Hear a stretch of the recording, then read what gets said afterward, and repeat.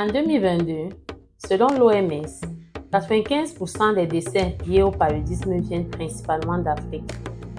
Salut, je suis Nyewa Rose Suzy, épouse d'Ikidu, Tech Dreamer en Data Analytics à Logon Digital.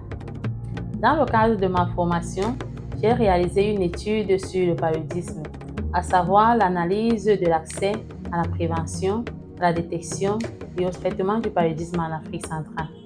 Il s'agit plus spécifiquement de déterminer le pourcentage de personnes ayant accès à une moustiquaire imprégnée d'insecticides, de déterminer le nombre de cas suspects de paludisme ainsi que le pays ayant enregistré le plus de cas entre 2019 et 2022 et de déterminer le pourcentage de cas de paludisme traités par tout traitement de première intention, y compris les thérapies combinées à base d'artémicine.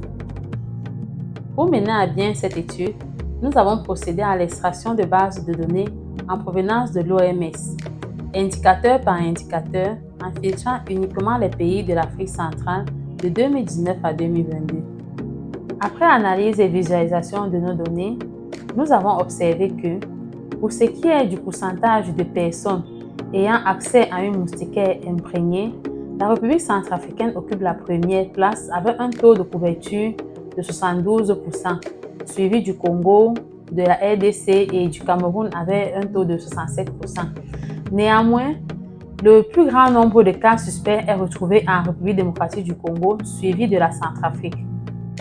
On peut expliquer cette situation par le fait que la RDC et la RCA sont en proie à des conflits armés, des problèmes politiques et économiques donnant lieu à des crises humanitaires. Nous exprimons notre gratitude à l'OMS pour la mise à disposition de la base de données qui a permis de mener à bien cette étude. Sauf que, malgré tous les progrès réalisés, l'élimination durable du paludisme reste un problème majeur en raison de plusieurs obstacles persistants, tels que la résistance croissante aux insecticides, l'accès limité aux soins de santé, en particulier dans les zones rurales, et la faiblesse des systèmes d'assainissement. Ces enjeux exigent des efforts continus, coordonnés et renforcés à tous les niveaux afin de parvenir à un recul significatif de la maladie. Merci.